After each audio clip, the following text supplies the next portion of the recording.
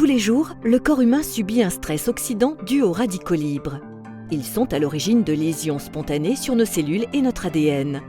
Ils sont produits par l'air que nous respirons, mais aussi par d'autres éléments de notre quotidien, les polluants, les aliments ou les médicaments. Les expositions aux rayonnements ionisants naturels et artificiels créent aussi des radicaux libres. Les rayonnements naturels sont d'origine cosmique ou terrestre. Ils proviennent aussi de l'alimentation comme le potassium 40 ou des roches granitiques, le radon.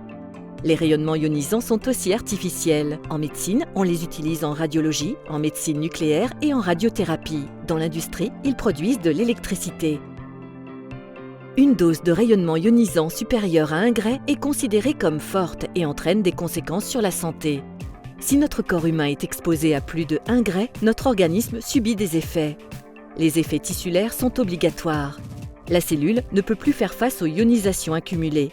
Les mécanismes de mort cellulaire s'enclenchent. Si une partie de notre corps est irradiée une seule fois à forte dose, on observe des réactions cutanées.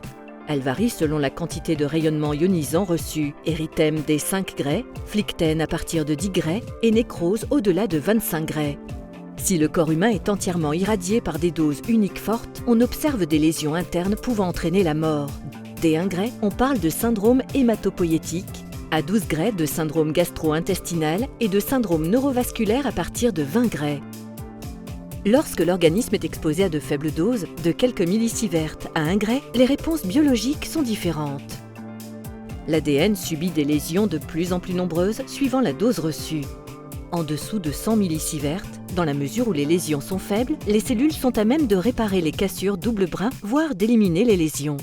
De 100 millisieverts à 1 gray, les tissus cellulaires se régénèrent. Les cellules de l'organisme peuvent accumuler des réparations dites fautives, compatibles avec la division cellulaire. Indépendamment de la dose reçue, il peut y avoir des effets aléatoires sur le corps humain. Les mécanismes de défense de l'organisme réagissent différemment selon la radiosensibilité des tissus des organes exposés et de la dose. Selon la dose de rayonnement, les cellules sont donc réparées, éliminées ou peuvent muter. Jusqu'à ce jour, les études scientifiques observent que les personnes exposées à une faible dose, inférieure à 100 millisieverts, ne courent pas plus de risques que les personnes non exposées.